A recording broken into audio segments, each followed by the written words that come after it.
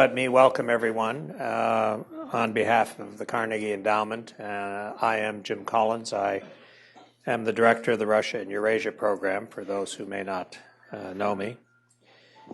And I am really quite honored today to be joined by a friend and colleague who is well known in this town, known to probably most people in this audience.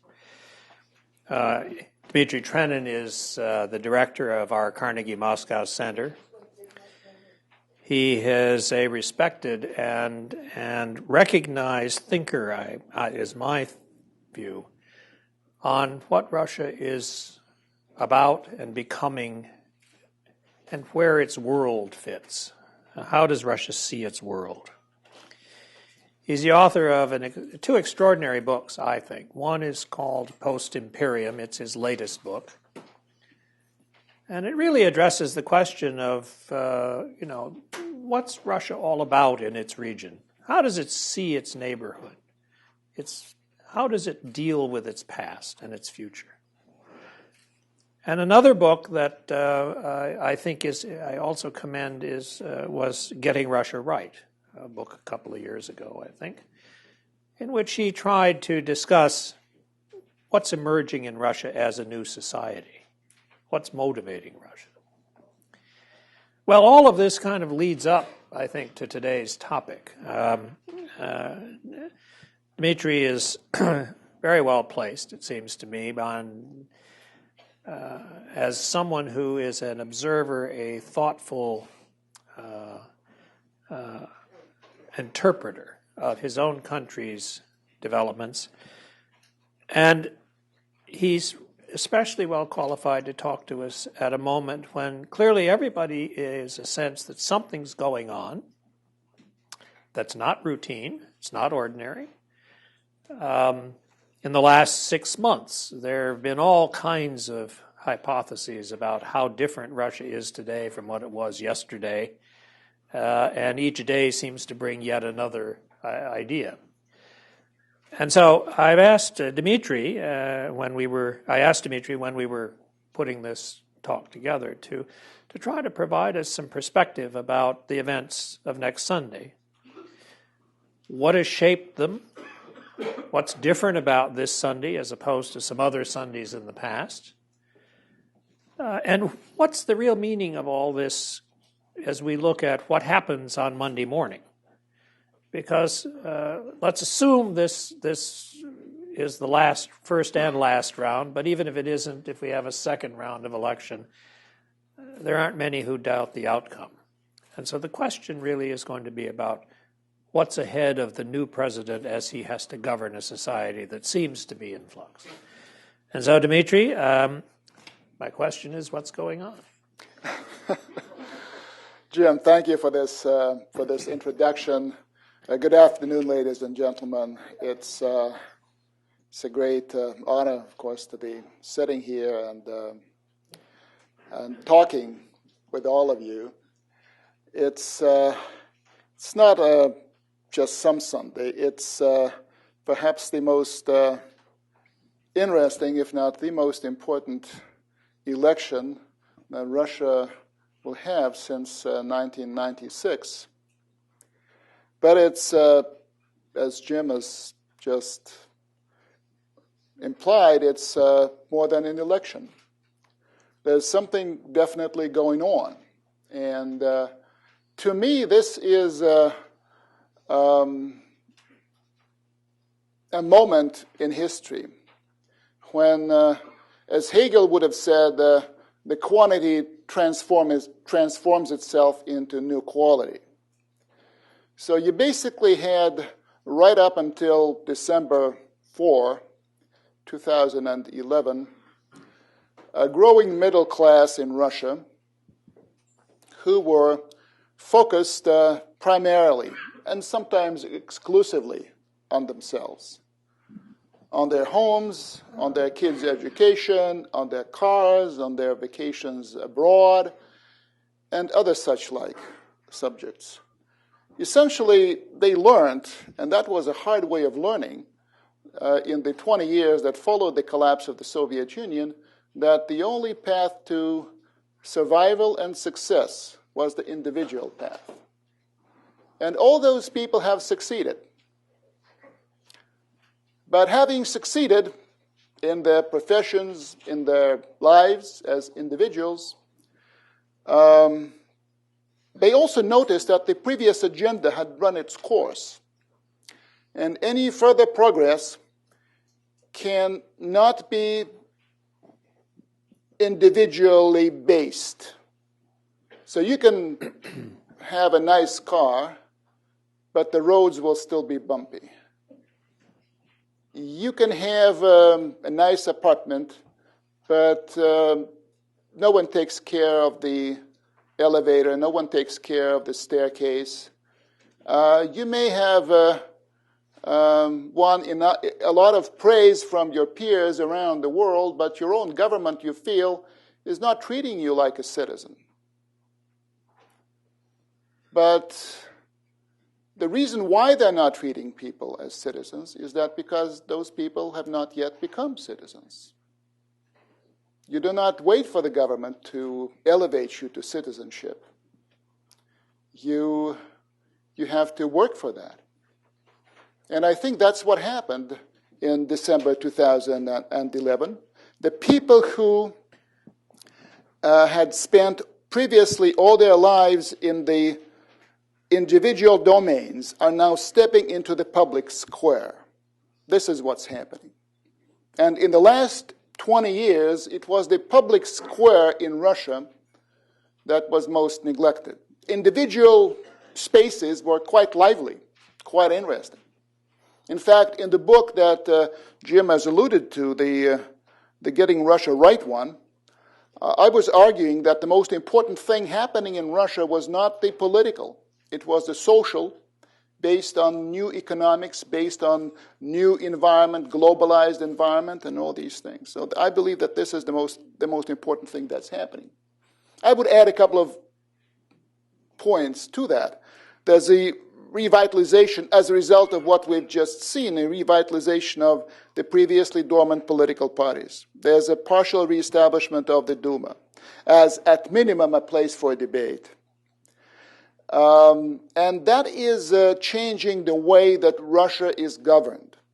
Because, in my own thinking, slightly facetious, Russia's governing formula, Putin's governing formula for Russia, right up until December 2011, was authoritarianism with the consent of the governed. Now, this consent is being withdrawn.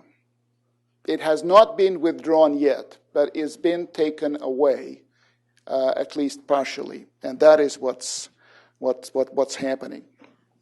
I think I might stop here in order to allow you to ask more questions before we turn it over to the audience. Go ahead a bit further with this, okay. Dmitry, and let's lay out a few of your thoughts, okay. and then we'll turn to the audience. Right. Well, after what happened in December 2011, the authorities have made some concessions. They could not ignore and they would not repress this new Russian awakening. There have been a few changes proposed to the Russian laws, reinstalling the direct elections with some qualifications, direct elections of governors, making it easier for political parties to get registered. There has been some drive to allow for wider election monitoring in Russia. I was very stunned personally. I was keeping my fingers crossed as I was watching I was traveling on that day as I was watching this first huge demonstration in Bolotnaya Square on December 10. I was keeping my fingers crossed that it will not come to clashes. Now, the interesting and stunning thing is that the police, notorious for its pretty rough handling of protesters, was exceedingly polite on that day, and has continued to be exceedingly polite right until this very moment. There has been some partial TV opening. The people who previously would not be allowed to express themselves on television, like Boris Nemtsov, Vladimir Ryzhkov, and a few others who collectively are known here and elsewhere as the liberal opposition. That's not the entire opposition. We must be very clear about that. The liberal section of the opposition, they were allowed on television, take part in talk shows, etc. The protesters are breaking new ground in Russian politics. The older generation looks really old, and you would, of course, I don't have to tell it in this audience, but most Russian party chiefs who sit on the Duma have spent more time as party chairman than Mr. Putin has spent as Russia's president. So you have people who've been there for 20 years. And now there is a clear realization that those oldies should be on their way out and will be on their way out. And there's a new generation of leaders that's emerging, people who have not been heard of 2 or 3 years ago, the bloggers, the cultural figures. That gives Russian politics a different flavor, a different energy, and that, I think, also translates into the future pattern of Russian politics. It's also the new issues that are coming to the fore. The old issues, the debate that's been there since the days of Gorbachev, in fact, is being overhauled. There are other things that are important that are being discussed, and new people who are expressing those things. The government has not always been just polite to the protesters. There has been some backlash, or making concessions. There has been some government backlash. There was a clear refusal, blank refusal, I should say, refusal to yield to protesters' demands, such as the annulment of the Duma election, widely believed to be rigged, the sacking of the chief of the Central Electoral Commission, who is held responsible by many people in the opposition for having rigged the vote. And there's been some wrist-wrapping in media circles. So some news outlets. So you would say that this is the counter movement to the one opening television, let's say, to more voices. There was this counter movement of restricting the voices that have been relatively free or quite free in the last few years. And there's a clear insistence in the Kremlin, or let's say in Mr. Putin's circles, that Putin has to win in the first ballot. There should be no second ballot. The second ballot would be a sign of weakness. The second ballot would usher in chaos and destabilization. So all hands out, all the resources are being brought to assure Putin's victory in the first round. Now, let me say a little bit about the election itself. There are some media opinion polls that suggest that Putin's popularity has soared to 2/3 of the population. I don't know. There's clearly been a massive effort to get as many people to vote for Putin as possible. It's a very important and very serious election. I would say that Putin still can rely on the support of 50+% of the people for many reasons.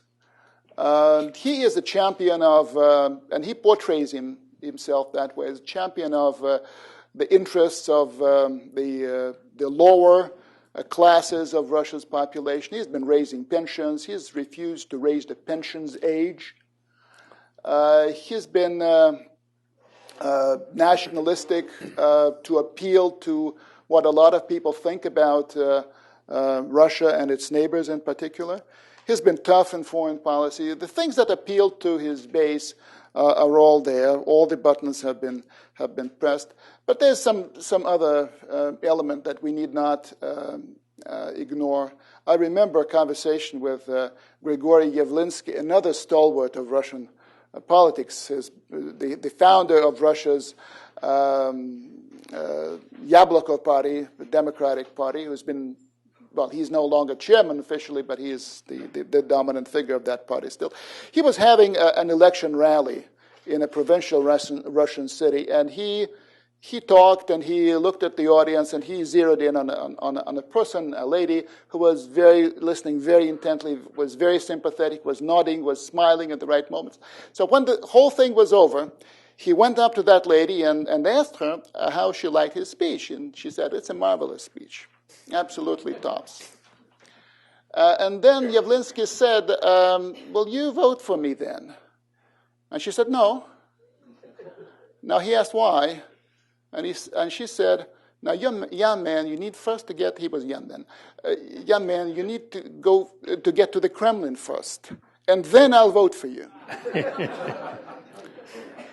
Which, in a nutshell, explains the attitude of a sizable part of the Russian. People are not stupid, but people actually expect bad things coming from the government. So in a way, better the devil who you know, better the one who will not rock the boat too much, better the one who will ensure some kind of order, whatever. So that's clearly an important factor. The whole thing will not be over on election day or even on election night. I would expect many people in Russia, in particular in Moscow, some other big cities, to disagree with the verdict, disagree with the official results. They will claim that the vote had either been rigged, despite all the web cameras, was rigged away from the cameras, let's say, or they will say that the whole election campaign was not free. So Putin had so much. Putin never went on vacation. So he traveled as prime minister, and yet he was on a campaign trail. He had so much more time on television than everyone else combined. So all these things will be heard, and I think there'll be protests against Putin's election. For a lot of people, this is simply impossible to have another 6 years and potentially more of Vladimir Putin. And that will be a very dangerous moment, I think. Whether the country will and Putin, whether the Putin camp and the opposition camp, whether they will be able to find a way to manage that protest and that rejection of Putin's legitimacy in a way that will not destabilize in a big way the situation of the country, so that demonstrations are held, but they are held in a peaceful way, and no one tries to provoke anyone into overreacting. And this is something that you cannot take for granted. Mr. Putin will clearly emerge as a person without enough legitimacy in the eyes of so many people in Russia and, frankly, so many people around the world. The people who protest against Putin's continued rule in Russia will find a powerful echo in this country. They will find an echo in Europe and elsewhere. So we will have, I think, a domestic policy issue that will translate or transport itself into a foreign policy issue, an important issue, and not an easy one to deal with. And there's an issue of elite cohesion. Whether the elite, which has stayed more or less in one piece. Of course, there are divisions, but there has been no split within the elite of the kind that existed elsewhere in the former Soviet space when there were big political changes. But this cohesion is not to be taken for granted, and I would imagine it eroding to a significant degree. A lot of people who maybe even the people who had supported Mr. Putin and the current system for for a very long time, almost as long as it's existed, may be thinking that now is the time to have a big overhaul, for a big change. And someone who was the standard bearer of the present system perhaps needs to be retired, and somebody else needs to be brought in. This, I believe, is quite possible. What are the implications of this election for policy? There has been an idea of Putin 2.0, Putin the reformer. And as you may have noticed, Mr. Putin, although he refused to take part in debates, presidential debates, he issued, under his signature, half dozen major articles on all important issues, from the general strategy for Russia to ethnic relations to the economy to national security to foreign policy. And those have been carefully prepared by Putin's staff with a lot of academics, experts involved. And frankly, a lot of the things in those articles make sense. Now, the problem is, it's somewhat strange that the articles come from somebody who has been in power for the past 12 years. There's a lot of criticism of the current system in those articles, and a lot of thinking about this, how this needs to be changed. The question is, however, does Mr. Putin have people to implement those policies? One looks around and one sees an appreciable amount of stability in Putin's entourage. So people may change positions, but they are kept within this orbit. And then there is another big issue, perhaps the biggest issue of them all, what to do about the crooks and thieves, in the famous phrase of the blogger Navalny. And you cannot seriously maintain that corruption stops at the Kremlin wall. And this is a big issue, for corruption has not been, as some people say, it's not a disease, it's not a problem, it's a feature of the system. It's not that some malfunctioning, it's the heart of the system. And there's a lot of truth in that. You buy support, you buy people's support in politics by allowing them to do various things while they are in power. And people in Russia, a lot of them get rich while they are in power. And that is a big issue. And I would wish Mr. Putin been able to resolve all these things, but I have my doubts about that. So Putin 2.0 would be a great thing if it happened. I don't think it's very likely. What does the future hold? I would say that this change will not stop on election day or on election night, although the intensity of demonstrations may vary. The process, as Gorbachev used to say, is there, and it will continue. And I think it will continue in the direction of change and more change and more change. You would be right to consider the present political setup in Russia to be, and the characters who make it, to be essentially on the way out. And that is not... Dmitry, could please turn off your cell phones if you've got any on, or Blackberries.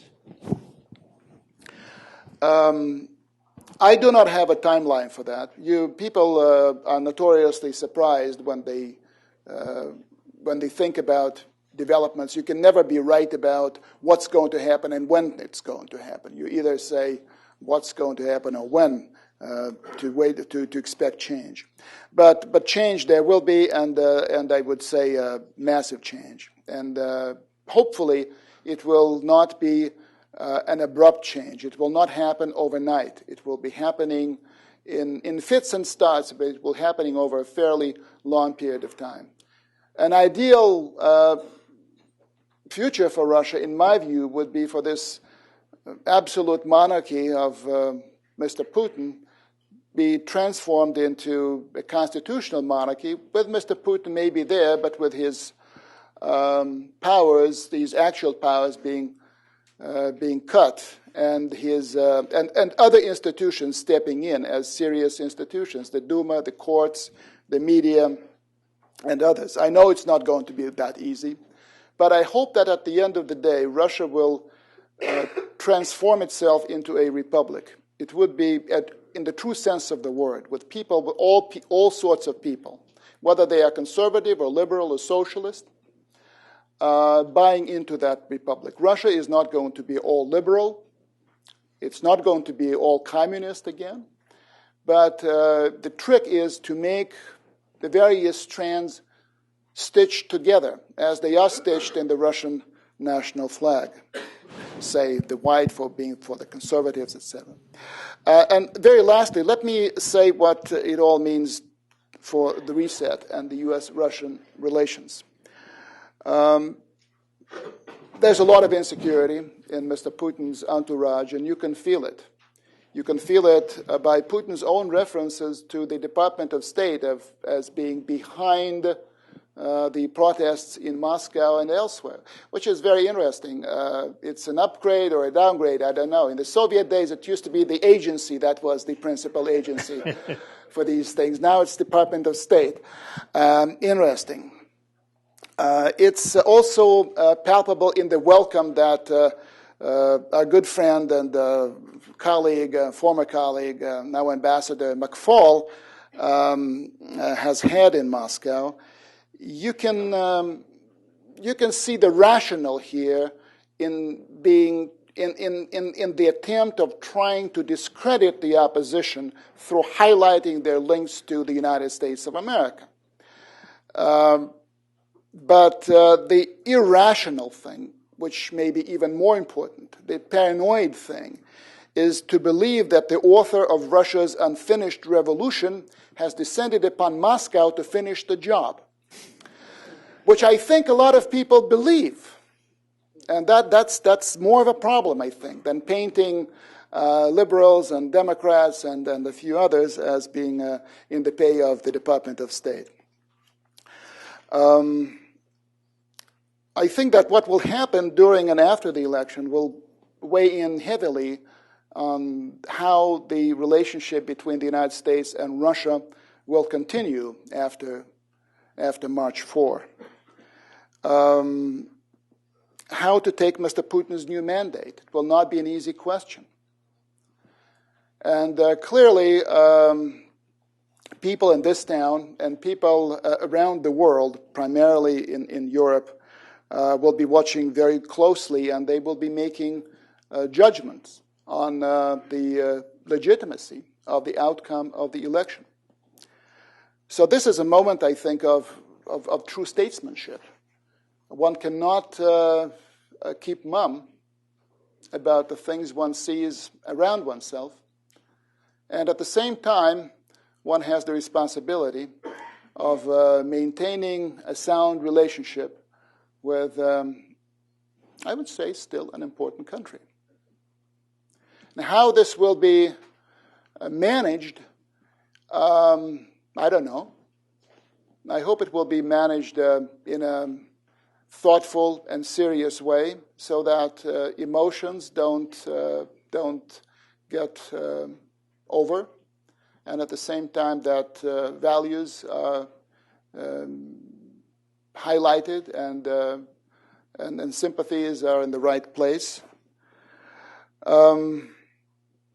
Putin has an agenda with the United States, which I think has as its centerpiece has the issue of missile defense.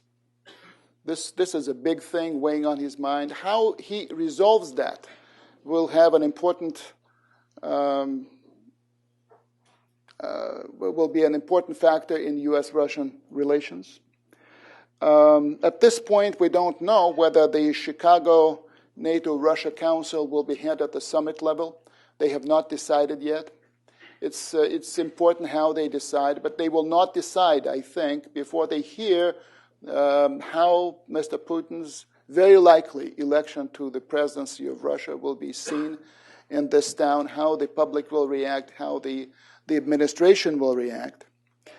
But it's important that this domestic situation in Russia, which is, I think, at the same time dangerous, but also promising in terms of changing the country, transforming the country in the normal way. I think Russia is getting ready for the next stage, which is the political stage. It's done social, it's done economic, now it's the turn for the political thing to be taken care of. But it would be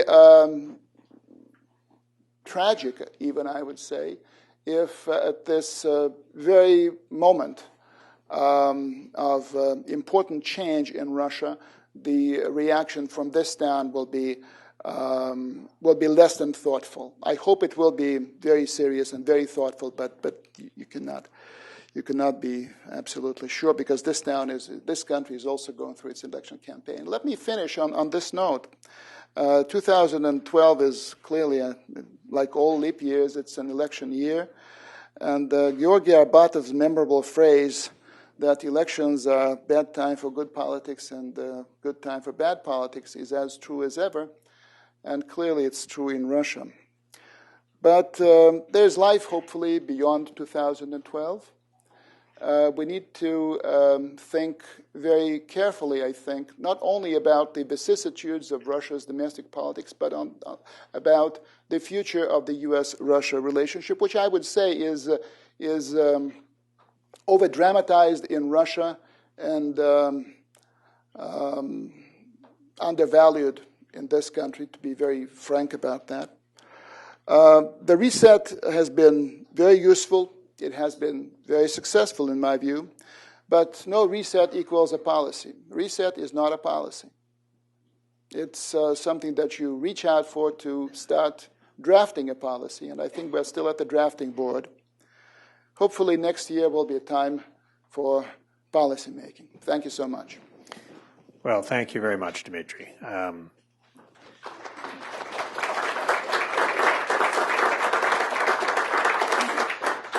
You have put on the table any number of questions, I suspect, in the minds of our listeners. So I think my only one question to you would be the following. I agree with you that election years are often a bad time for good politics and vice versa. We have one set of events coming up here that is inevitably at least going to define all sorts of commentary and heated rhetoric. And that's the debate over permanent normal trade relations and Russia's accession to the WTO. I don't know exactly when this is going to happen, but the Congress is going to have to take up this issue, and there are already the beginnings of discussion. Senator Baucus was in Moscow to discuss this issue with his Russian colleagues. And so I think the forecast is for some pretty nasty arguments and rhetoric and so forth, as well as the positive arguments. What do you think the reaction in Moscow will be to all of this? Because it will have a lot of unpleasant discussion. Well, I think that assuming that Russia formally joins the WTO in the middle of this year, Russians will be a bit more relaxed about the U.S. debate, because they will be making the argument that essentially it's an internal U.S. issue between the U.S. Congress and the U.S. business community. The non-granting of the permanent normal trade relationship status to Russia would mean that U.S. companies will be discriminated against in trade with Russia. Yeah. Again, can I ask everybody to turn off cell phones and BlackBerries?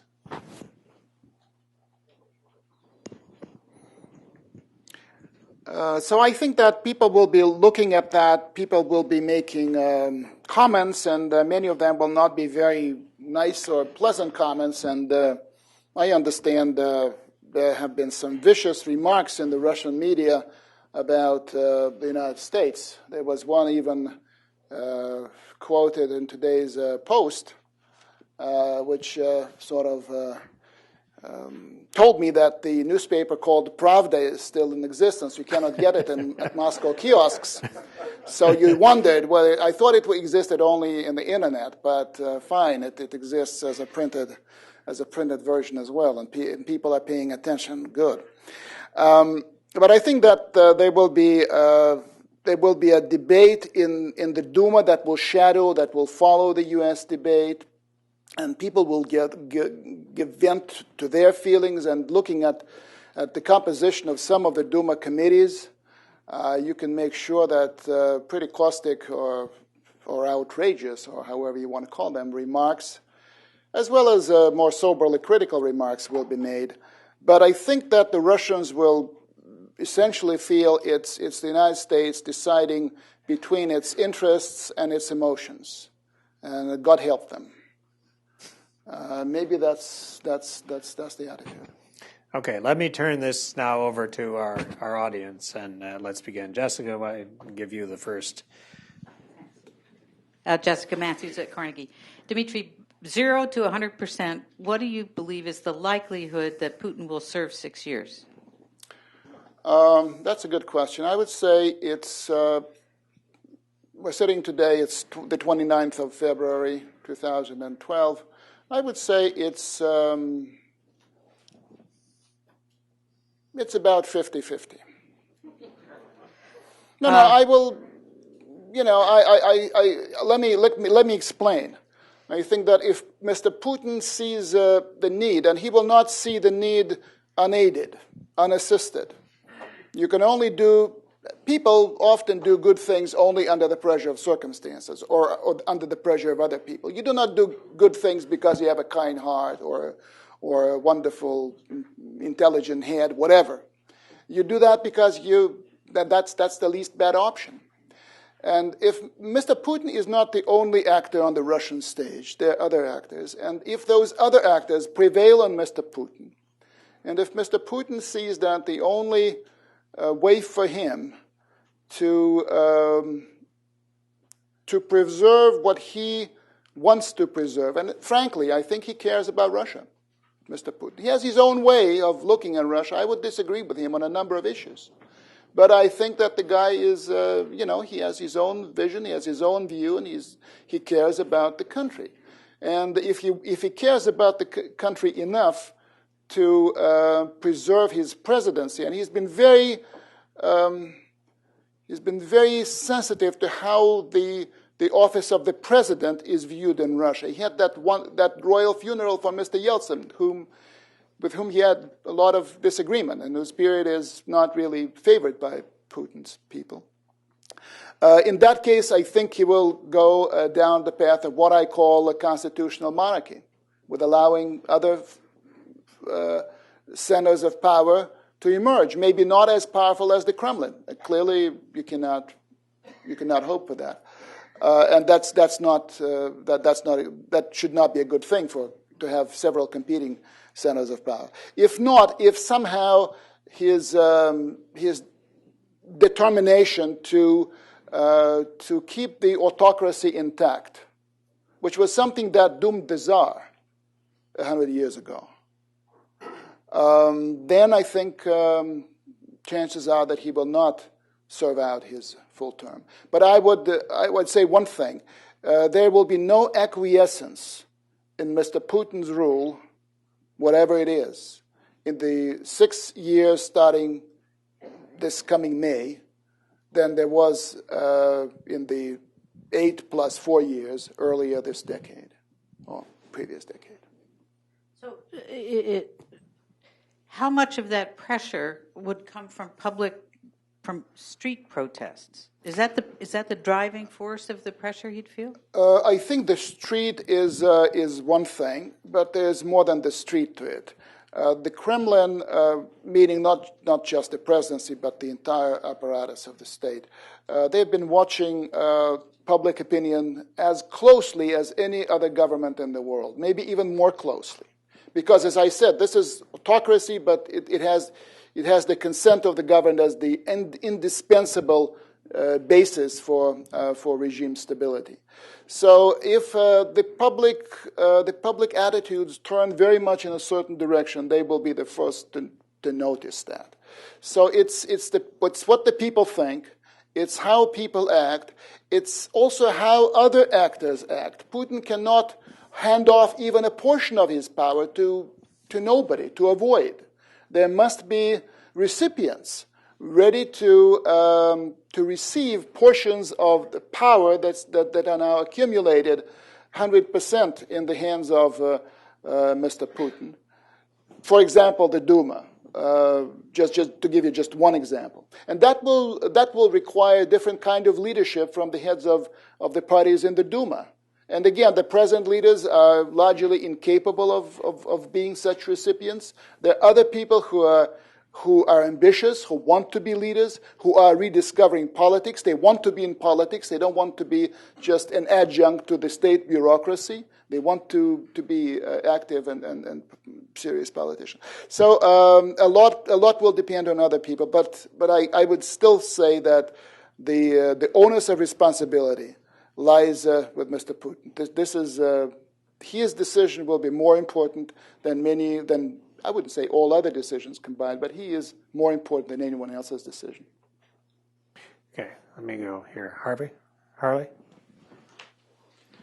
Thank you. Harley Balzer, Georgetown University. I guess this question follows on Jessica's. I've been following the protests all around the country. They've been fascinating, but the organization question comes up. And what we've seen in the last week or two seems to suggest that Putin's solution to the problem of the opposition is to have lots of parties. Prokhorov is talking about creating his party. The leaders of SPS are talking about creating their party. I get the sense he would really like to see a new proliferation, that the new laws may make it even easier so that you could not get a unified organization that could present a real opposition. And I'm wondering if you could comment on what you've seen from the opposition in terms of future organization plans. Well, there are different kinds of opposition, and you just mentioned that. There's the opposition that you see in the streets, and that opposition is not very well organized. I was stunned and pleased and then perplexed to see the flags of the nationalists waving alongside the flags of the liberals, alongside the flags of the communists, etc. And everyone was sort of working for change. Everyone had her own view of what that change should be, and that to me was the beginning of a Russian nation that I referred to in my comment on the Republic of Russia.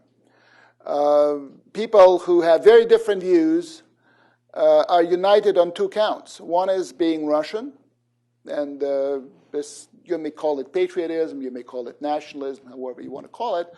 And the other thing is adherence to a body of a set of norms and rules. Call it democracy, call it something else. But that's the good thing about that. Beyond that, yes, you do have a very diverse opposition, very diverse opposition groups in Russia. Putin's solution, Putin was criticized when he made it impossible to start new parties. So there were only, let's say, 4 parties admitted to the Duma. Let's say there were a couple of other parties that were registered as parties, but had no chance even to get to the Duma. Now he's been criticized for allowing 100 flowers bloom. You get it both ways. I mean, you get criticized whatever you do, or even if you do nothing. This is the nature of politics. That's fine. I would still think that it's a good thing. It would allow for popular energy and political activism to find an outlet, because you have those four parties, but when you, as an ordinary Muscovite, show up, or St. Petersburg or Irkutskian, you come to the ballot box. There's a choice, but you don't want to vote for any one of them. Your parties are not there. And there was this wonderful thing in the Russian election law that's been abolished since, that you can vote for none of the above. That used to be one of the more popular things that people voted for. Now it's no longer there, but no, I think it's actually a good thing. It will allow Nemtsov and Ryzhkov to have their parties registered, and then we'll see. It's one thing to say, we are the opposition, and we are banned from television. We cannot have a political party. We cannot have any airtime, whatever. But if you're allowed to do that, then you will gauge, and other people will gauge how much this or that figure can actually draw. What's the support that these guys are getting? I think it will be important, and some of those guys will see that the only way for them to continue in politics will be to consolidate with some other parties. And again, one of the critical flaws of the Russian liberal opposition was that they were notoriously reluctant, or it was impossible for them to unite their forces. Just impossible. But if it's one thing if you want to pamper your ego, that may be a good thing. But if you want to stay in politics, this is not the way. So I think it's a good thing, frankly. And I would say, fine. This is the right direction. You should, and there will be more parties. Putin is. Let me say this. Putin cannot be challenged as of today by any one figure. Had the election been between Putin and anti-Putin, I wouldn't know what the outcome would be. But the election is between, not between. The election has a choice. It has Mr. Putin, it has the communist leader Zyuganov, it has the nationalist leader Zhirinovsky, it has Mr. Prokhorov, a loyal liberal, whom you mentioned, and then Mr. Mironov, sort of a crypto-social Democrat. So you have a choice of people, men, unfortunately at this point only, and Putin has a much stronger position, man against man, than his party had against the protest movement, because it's binary. Either you're for the government or against the government. Happy with the government, unhappy with the government. Now you have a choice of people. Well, you may not like Mr. Putin, but would Mr. Prokhorov be your choice? Do you really want Mr. Zyuganov to be the next president of Russia? Some people would. Many people would not. So. Okay. Wayne? Wayne Merry, the American Foreign Policy Council. Dmitry, just 1 year ago, across the street in the Peterson Institute, the rector of one of the most prestigious educational institutions in Russia said that if Putin gave himself another term as president, half of his students would leave the country. I would like you now to evaluate that prediction a year on in light of your description of this much more active public space in Russia, but also of your prediction that Putin in office again will not significantly be different than he was than in the presidency before. Wayne, I would say this. It's a sad fact, but it's still a fact, that if you're ambitious as a young person and you want to reach the highest level of success in this world, in most cases you leave Russia. This has nothing to do with Putin. It has nothing to do with the political system. It has everything to do with globalization and the fact that we're not anymore confined to our little domains, call them nation states. If you want to be a really top-notch chemist, you go to, the seat of one of the seats of high seats of chemistry is in this world, and most of them will not be in Russia.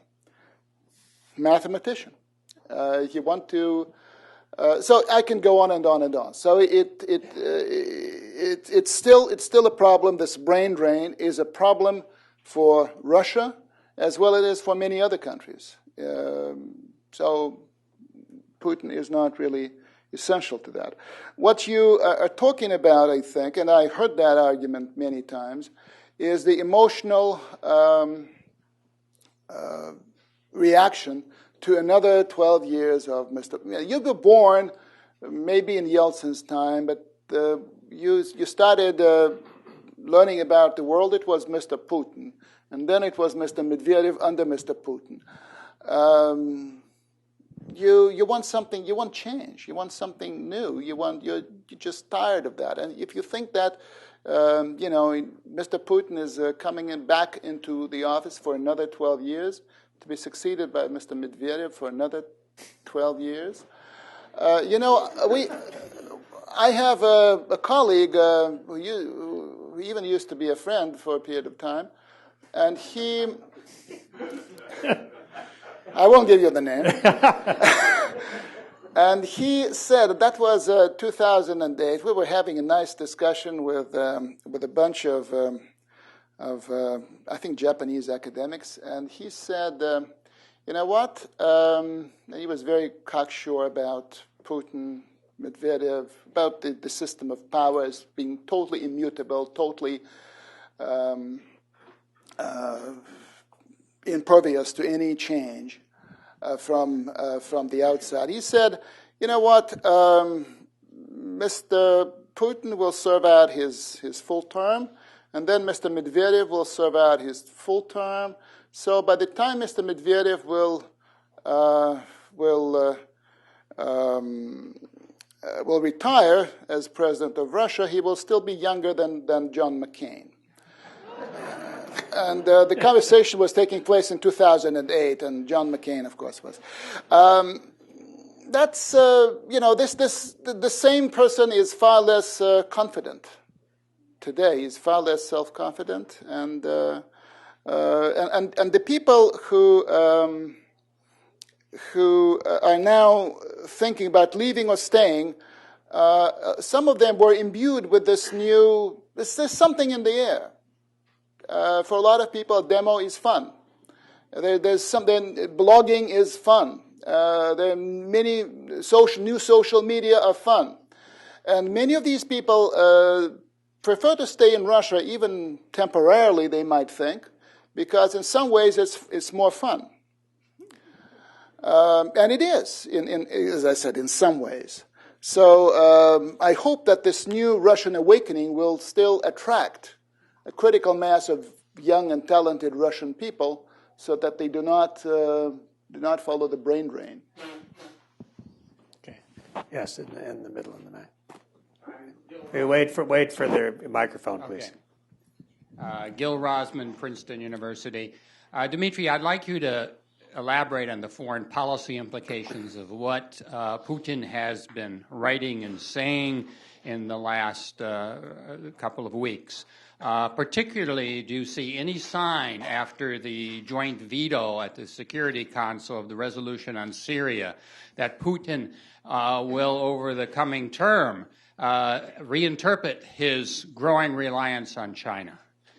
Is there any sign of a strategy towards Asia that changes towards China? And you may have noted that Darkin has now been dropped as governor of Primorsky Krai. Something that one might have predicted a year ago when Medvedev went out to Vladivostok and was upset with the way preparations are going for the APEC summit. There's supposed to be a new strategy coming out this year on Asia. Right. Do you sense what that will be? Gil, well, thank you first of all for this question. I think Asia is more and more on Moscow's mind. And China has moved up to being, I would say, the second most important country for Russia after the United States of America. And it's Russia's biggest trading partner. And it's also the country with which, where you've had this reversal of fortunes for, almost since Russia and China first came into contact, the Russians developed a habit of looking down on the Chinese. And then within the last 30 years, this entirely changed. And 100 years ago, Russia was thinking about Manchuria as Yellow Russia. And the Karbin, of course, was the Russian outpost in Manchuria. And there's even a house in Karbin that looks exactly the same as the house in Moscow where the Carnegie Center has its office. So no wonder the place was called Little Moscow. But today you wonder whether Khabarovsk might become the Karbin in reverse. And this is not an easy thing. This is Mr. Putin, for all his outreach to China, still considers the signing of the Sino-Russian border treaty that nailed down every inch of the border to be his most important foreign policy achievement as president of the Russian Federation. That speaks volumes about the relationship. I don't think that Mr. Putin is thinking about this growing alignment between China and Russia as the way to go in terms of foreign policy, because he understands, as does anyone who does any thinking of the subject, that in this new alliance, if it were to become an alliance, even an informal one, China would be the senior partner, and Russia would be the junior partner. It would be supreme irony that Russia, having refused the position of a junior partner to the United States, would assume a similar position vis-à-vis China. Mr. Putin, I think, is now, and people around him, are busy crafting an Asia policy that would not be a China policy. I think until very recently, the Asia policy of Russia was overwhelmingly Russia's China policy. This is changing. There are attempts to reach out to Japan, a difficult thing, without solving the territorial issue, and yet the Russians keep trying. There is an attempt to revamp the traditional alliance with India, who, of course, sees China as its biggest security challenge. There are moves to come closer to South Korea. There is an interest in expanding the relationship with Vietnam. So it's not just and it's not just China, and it's not just Asia.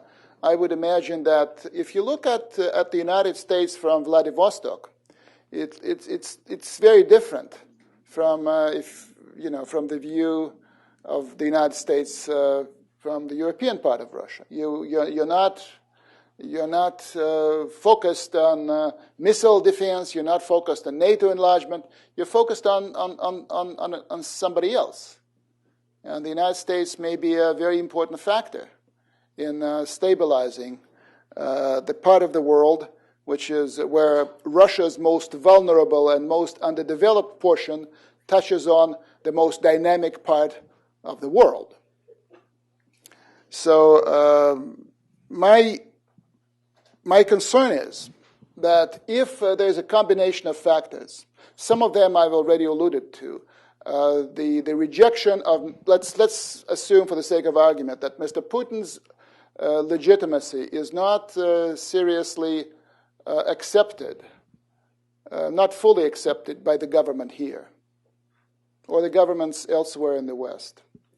Let's assume that as a result of that, there is no movement to reach some kind of an agreement on missile defenses in Europe. Let's assume that Syria and Iran widened the political rift between Moscow and Washington even more, so that it's not a rift, it's an abyss. Let's assume that Russia's relations with Europe turn sour as a result of an appreciable cooling of U.S.-Russian relations. Where would Mr. Putin go? It will not be his choice, but it may be his move. So I would, even though it may be against his strategy, he likens himself to Alexander Nevsky. Well, not exactly, but he said that Alexander Nevsky was his one of his one of his favorite figures in Russian history. Alexander Nevsky was a 13th century Russian prince who fought against, who was very patriotic, whose most important concern was for Russia, Orthodox, Slavic as it was then. So he fought against the Swedes and the Germans, who wanted to convert the heathen Russians. In their view, Orthodoxy was not really a Christianity. Convert those to Catholicism. He defeated those guys.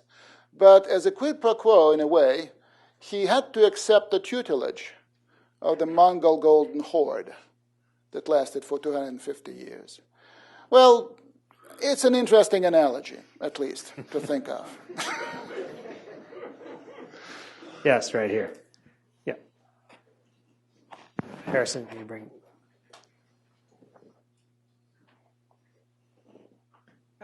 Dr. Downard, I'm with CityOne.com and the Catholic Messenger.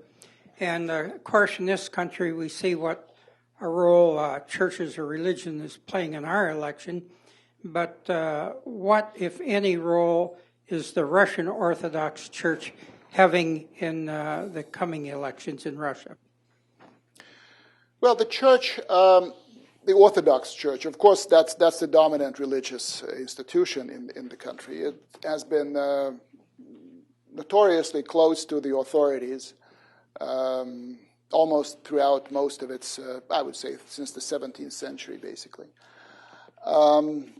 Today's patriarch, today's head of the Russian Orthodox Church is a young, well, relatively young person who is politically engaged, who is, I would call him a social conservative, who likes Mr. Putin's policies because they are socially conservative, who sees himself as a Russian patriot, and he likes Mr. Putin's patriotic or nationalistic stance on many issues. So he supports Mr. Putin. It's not that they issue any statement on behalf of the Patriarchy of Moscow in support of Mr. Putin, but the admonitions made by the Patriarch against chaos, foreign interference, and some other things actually go in the same direction as some of the pronouncements from the Putin camp. So I would say that these people are, but this is what you would expect them to be. They are basically a conservative organization that feels itself intensely patriotic at the same time. Yes.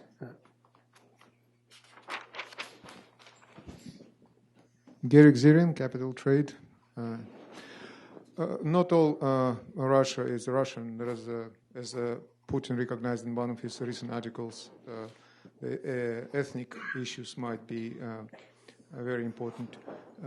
So what's the impact or role of those relationships within Russia with the non-Russian population in whatever reforms we can expect?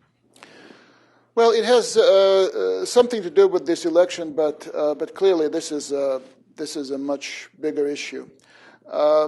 Unlike the Soviet Union, this post-imperial Russia is heavily ethnically Russian. So you have 80% of the population who are ethnically Russian, which leaves out 20%, who are not. Many of them are Muslims.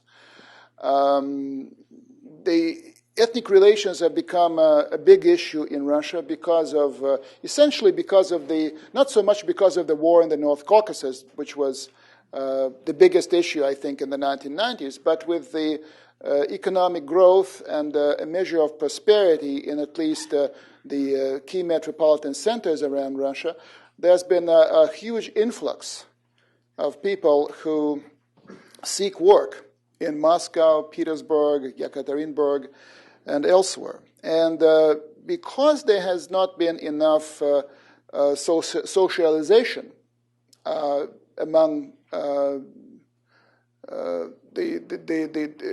let's say between the people, the indigenous people, the people of Moscow, let's say, and the people who come to work in Moscow, this leads to serious tensions.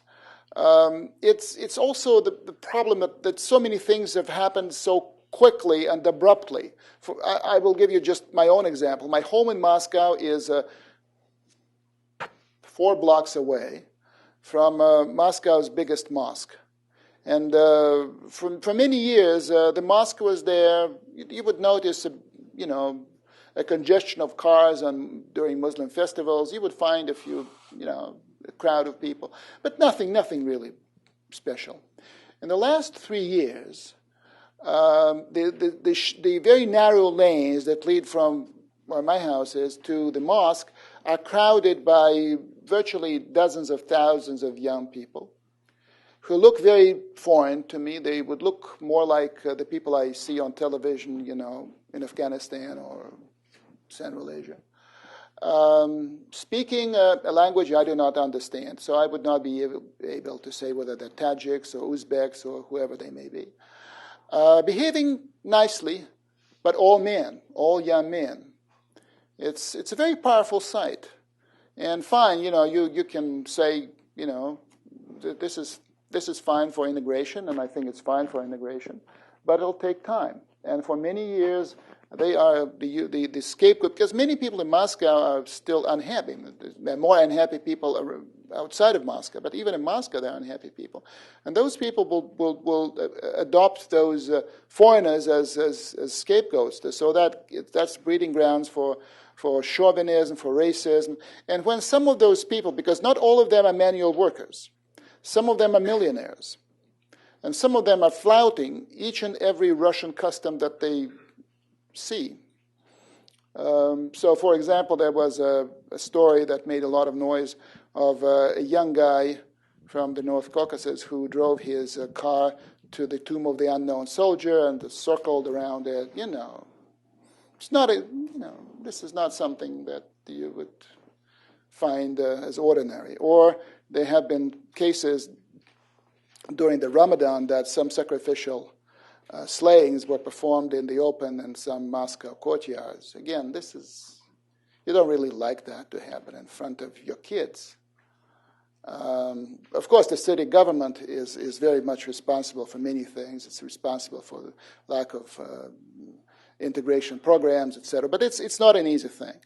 And then you have, in the North Caucasus, you have a situation in which the areas which were populated to a significant degree by Russians are becoming monoethnic. Say Chechnya before the war had, out of 2 million people, it had 400,000 Russians. It's 0 today. No one has returned. No one is willing to. Fine, but the number of Chechnya went through a war. Ingushetia, the neighboring Ingushetia, the number of official figure for ethnic Russians is 1% or 2%. In Dagestan, where there used to be over 15%, is now down to 3%. You have very little ethnic Russian presence in those parts of the country. So that's important. I think that catches the government's eye. Mr. Putin's second article, after his general strategy for Russia, was on ethnic relations, as you probably noticed. So this is a big issue, and not one that can be solved easily or quickly. But the important thing is that it's managed, at least in such a way as not to lead to major clashes, disturbances. It's very interesting, and this will be the last thing I'll say in response to this question. It's very interesting that during the Chechen War, for example, a lot of Chechens were fleeing Chechnya, but many of them were fleeing to the Russian-populated areas. And the idea was to get to Moscow. So you cannot imagine, say, the Kosovars fleeing to Belgrade. But this was the case in Russia, and even now, as a Muscovite, I walk around the place quite a lot. I usually walk to the office and back, and keeps me healthy, and I hope. But I see so many more Asian faces as I walk to the office or back. Never been that case before. I mean, I was born and raised in the city, but it's truly different. Fine. I mean, a lot of them are becoming Russians. Because, what does it take to be a Russian? You speak the language, you carry the passport, and you have a patronymic, and that makes you a Russian. Fine. Dmitry, I want to ask you a question looking ahead. You've suggested that Mr. Putin has a fair amount of work to do to rebuild his legitimacy and his credibility, or to rebuild consent of the government. When he first came to office, and I had the pleasure of being there and so forth, he came with a rather big set of opportunities, economically and I would say sociopolitically. He had huge unused resources that were idled by the 1990s depression. He had then a rising set of oil prices that filled coffers beyond anyone's imagination. And in some sense, he had the ability to shape a recovery that was pretty much of a winner. Everybody's wages were going up, people were employed, they were put back to work. And I think if you asked the classic American political question, are you better off today than you were a year ago, the answer for a majority of people was yes. He's now coming into a situation which is somewhat different. Yes, he got Medvedev in some sense got a breathing space because the economic crisis and getting through it sort of continued that dynamic in a way. But now you have the problem that it doesn't look, even if oil prices continue to go up, like they will do what they did in the first decade of this century. And he doesn't have those unused resources anymore. He's got labor shortages. He's got old, aging infrastructure and so forth. All of this has been deferred. So where is he going to try to go? He's published all these articles. He's laid out a spending plan that, would even make Congress blush, I suspect.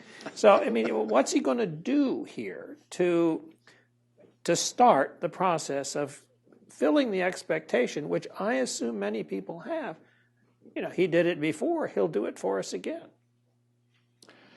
Yes, I think his own success in his first two presidential terms is now his problem.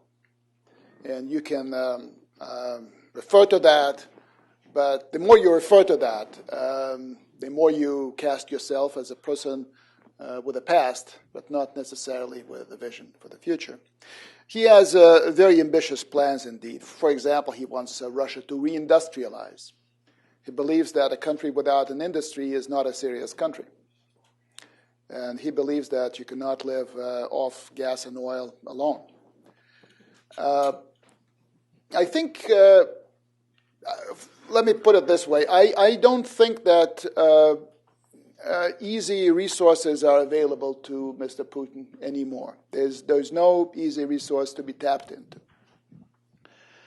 There are some expectations, but they are not as, I would say that they are still, there are expectations, but not that high. Actually, the people who expect Putin to perform for them are the people who form his base, the lower classes of Russians, the pensioners, the low-wage workers, the people who work in rural areas, small-town people. Those are the Putin electorate, or the core electorate of Mr. Putin. And he has assured them that at least the level the level of income will not go down, and it will actually go somewhat up. Most other Russians don't look to Mr. Putin for economic benefits. They more or less know, and the people who protested against Putin do not feel that they depend on Mr. Putin. It's up to them to win bread for their families. I would say this: if Putin is serious about reindustrializing the country, he has to make everything, and there's a lot that can be done by the president of the Russian Federation, to make the investment climate different in Russia. Russia is a country that still has a huge potential for investment, both domestic and foreign. Russia is a country that can increase its wealth tremendously if only it were made a country safe for doing business. Mr. Putin has been talking about that, as Mr. Medvedev has been talking about that. They all are talking about that. There are very few things that are happening in that area. So I would say that without a massive change in the way that that people are doing business in Russia, without change in the investment climate, Mr. Putin's ambitious plans will come to naught, afraid to say. All right, we got time for it. Let me take a couple of questions, and then we've got about 3 or 4 minutes for Dmitry to wrap up. Mike, let me take yours, and then we'll go to the back. Mike Halsell, Center for Transatlantic Relations, Johns Hopkins SAIS. Dmitry, I'd like to get back to Jim's initial question about U.S.-Russian relations, in particular the PNTR question. For years, it revolved around the Jackson-Vanik Amendment, which has been completely out of date. Obviously, there's been free immigration for 15 years, 20 years or so. So people commenting on the debate in the United States, with the exception of the flap about the bogus phytosanitary restrictions on poultry 10 years ago, with that one exception, it seems to me that people in Russia could argue some Americans are using this just as a way to be malicious against Russia. It's completely bogus. But now we have the Magnitsky legislation that Senator Cardin, who is clearly one of the more enlightened, progressive people in the U.S. Senate, has introduced and supported by people like McCain, which gets really at the heart of some of the untoward sides of the Putin rule. I mean, a man who was a whistleblower and instead was accused of being the perpetrator and then tortured to death in prison. My question is simply, do you think there's any chance whatsoever, and incidentally, I think they'll separate that out, and I think we will vote for PNTR because we'd be shooting ourselves in the foot, as you say. But the debate will occur. Is there any chance whatsoever that there will be space in the media to talk about the real substance of the Magnitsky legislation, and if not there, on the blogosphere? I mean, I see that it's qualitatively different from Jackson-Vanik in the past. Right. Dmitry, let me take a couple of other questions. Yes, in the far back. Yeah.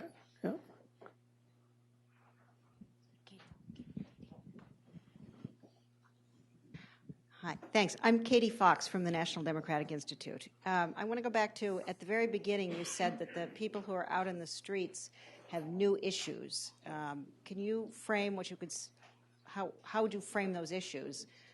And then also, do you think that the political reforms that are under consideration, such as more political parties being registered and election of regional governors, will those demonstrators be able to use those mechanisms to realize success in the issues that they care about, or are they looking for something more? All right. Let me let Dmitry answer these and then maybe have a final word because we're just about out of time. Thank you. Thank you, Jim. Michael, I believe that it's likely, in my view, that Jackson-Vanik will be repealed, but Magnitsky will be ushered in.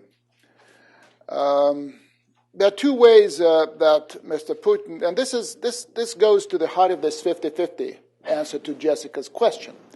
You can rail against the U.S. Congress for interfering in your domestic affairs. You may say that, as you said, it may be construed as a malicious attempt. They don't care about what's happening in the country. They just hate the country. They just hate us. It was Jackson-Vanik then. It's Magnitsky today. The result is the same. So those guys, that's one kind of a reaction, and I think it would be very unproductive or counterproductive. I think it will be. It will not clearly help improve the relationship. But you may do something else. You can go to the heart of the Magnitsky case And frankly, I don't believe that Mr. Putin has any interest in this whole business. It was happening somewhere in the middle level. Some mid-level officials in the police department or the MVD, the Interior Ministry of Russia, were accused of by Magnitsky of having defrauded the state. Right. So Mr. Putin clearly has no interest in protecting those guys. The problem is something that I mentioned before, this pervasive corruption, which is a feature of the system, which means that it's not those lowly people, but those lowly people are part of, it's like a brick from the wall. You can take it out, but then the whole thing will collapse. And Mr. Medvedev replaced dozens of senior police officers, generals they are called. Many of them actually are facing charges that go way beyond retirement, forced retirement. The reason they're not acting against those is because that's the system that they have. That's the system that's been serving their interest of power preservation, and they wouldn't move against them. But this is a very interesting and important question. If Mr. Putin decides that for some larger reason, and I will not say that the likelihood of that is zero. I would say it's not very high, but if he decides to actually start dealing with at least some elements of corruption within the MVD, it's a disgrace to Mr. Putin, and I would say it's a disgrace to me as a Russian to hear U.S. Congress discussing and debating and deciding potentially on that issue. It's a Russian issue. The Russians should be doing that. If somebody else is doing that, it means that you guys are either impotent or you guys are too corrupt to deal with that, which maybe both things may be true to some extent.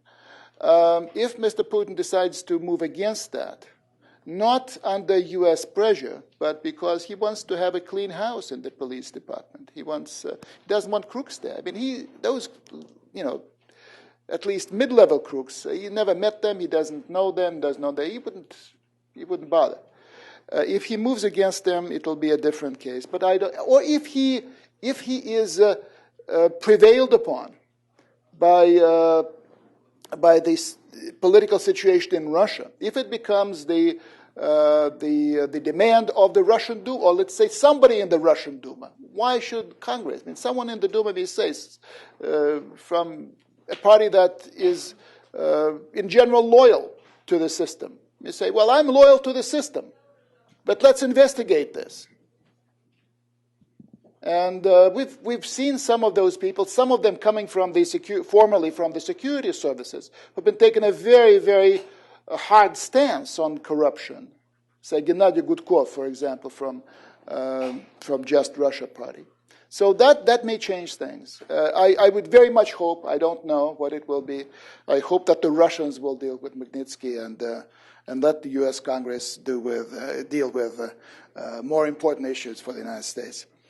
Now, as to the question about the new issues, the new issues, I think, deal to an increasingly, it's in the past, I think, when there was a protest against Mr. Putin, was hundreds of people, and this is one question that he should be asking himself, even if you accept the State Department as the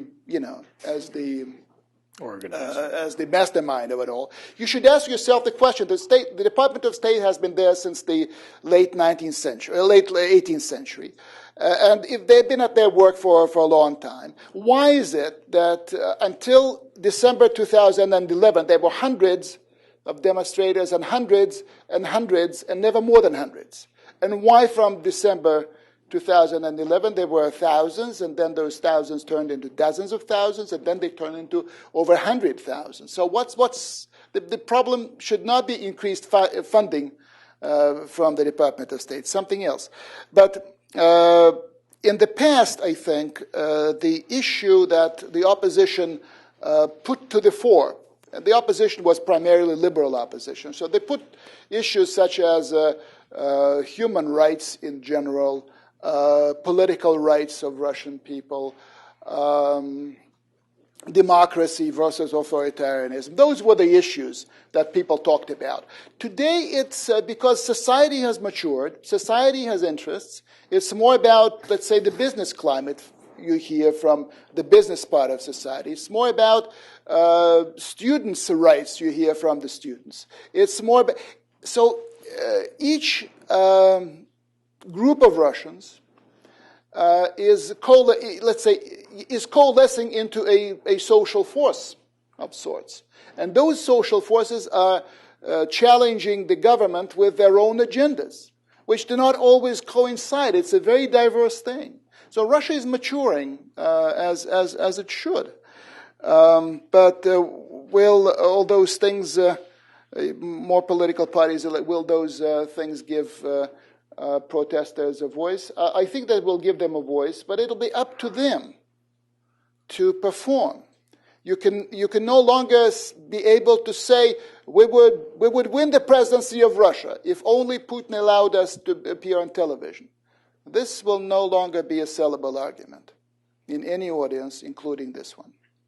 So this is a reality check, what's happening.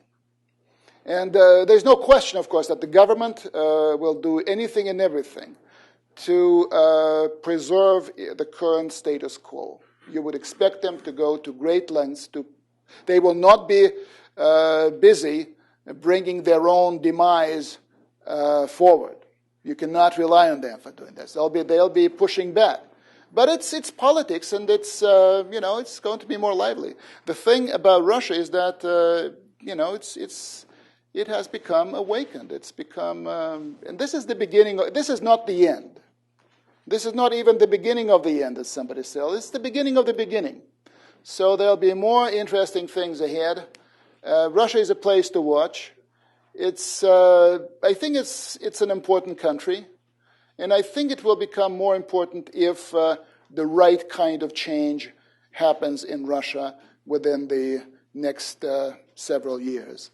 If, on the other hand, if it does not, then Russia will probably have to go through one of those periodic upheavals, turmoils, and then I will say, God save Russia. Well, Dmitry, I want to say thank you very much for this. It does seem to me that you will have further opportunity for analysis and assessment of where your country is going, and we look forward to you sharing it with us again in a few months. Thank you. Thank you so much. Thank you.